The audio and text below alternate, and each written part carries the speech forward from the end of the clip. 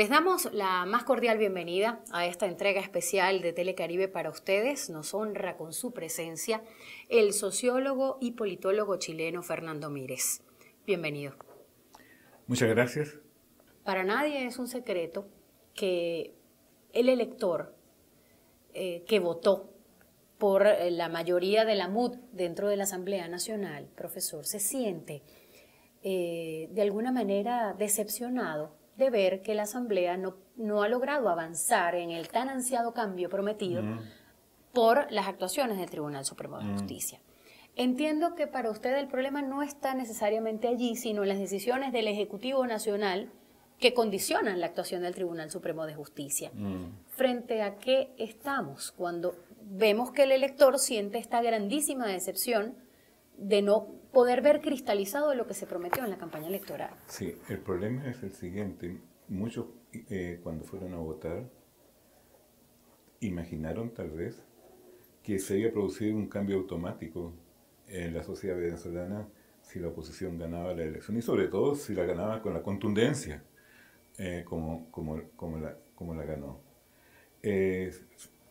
Estos cambios automáticos lamentablemente o afortunadamente no existen en la historia. La historia se divide en términos de procesos y los procesos tienen su duración específica. Yo creo que lo que ocurrió con la Asamblea Nacional es parte de un proceso y no es el fin del proceso, como muchos imaginaron que iba a ocurrir. Ahora, si me preguntan a mí sobre lo que actualmente se ha formado, yo diría que en términos políticos podríamos hablar perfectamente de una objetiva situación de doble poder. Un poder instrumental, operativo y funcional, que es el que representa por el gobierno. Un poder político, social, que es el que hoy día está representando la Asamblea Nacional. Por una razón muy sencilla, porque representa a la mayoría del pueblo. Y si no hablamos en términos de mayoría, cuando hablamos de pueblo no podemos hablar de pueblo. En ese sentido yo creo que hay una situación muy tensa, muy nerviosa, y yo me atrevería a decir incluso neurótica, de doble poder. ¿Cómo se va a solucionar eso? Yo creo que sin voluntad de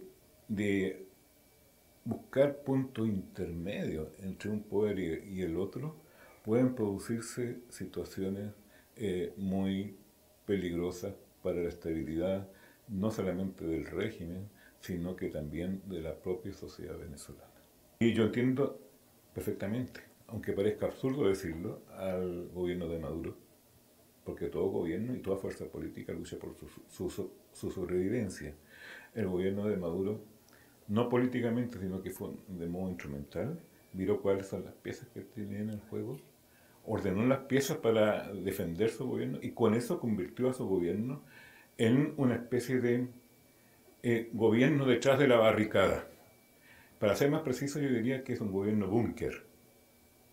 Pues con la diferencia como que blindado, como estructurado para estar blindado. Exacto, o para hacer la diferencia, yo diría que el búnker no está abajo, sino el búnker está arriba, en el Estado. Es decir, un gobierno aislado del pueblo, por eso habla tanto de pueblo. Mientras más habla de pueblo, más aislado se siente del pueblo, aislado en su legitimidad, aislado en sus relaciones internacionales. Todos sabemos, digamos, las últimas elecciones que han habido en América Latina no son muy favorables al gobierno de Venezuela. Sí, ese es un tema que quisiera tocar en profundidad más adelante, porque hay que detenerse a mirar lo que está pasando. Estamos viviendo tiempos muy distintos a la época cuando gobernaba el país el presidente Chávez. Estamos en una situación difícil, complicada, donde todo depende de un hilo. Yo creo que la oposición tiene que seguir jugando como ha jugado hasta ahora, pacíficamente, constitucionalmente, apelando a las instituciones, aunque las instituciones no respondan al llamado legal o jurídico para el cual han sido convocadas, pero hay que dejarla en evidencia también, digamos que las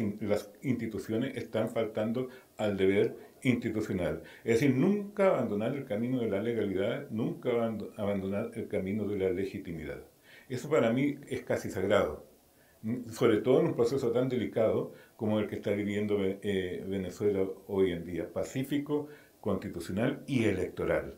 Porque hay una diferencia enorme entre Venezuela y otros países de América Latina en los llamados procesos sociales. Usted ve Chile, existe una gran central única de trabajadores.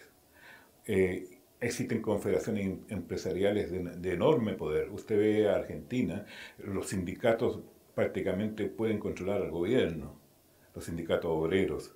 Incluso en Bolivia existe la COB, la Confederación de Obreros Bolivianos, a la cual tiene que someterse muchas veces el gobierno, para que no se le salga de las manos la situación. Estamos frente a una sociedad amorfa, porque las débiles estructuras que tenía fueron quebradas, hay que decirlo con todas sus letras, durante el periodo de Chávez, porque Chávez intentó reemplazar una institucionalidad por otra institucionalidad, con el agravante que destruyó la institucionalidad originaria y no logró implantar la propia institucionalidad. Entonces, estamos frente a una sociedad amorfa, una sociedad que no encuentra estructura, desestructurada totalmente.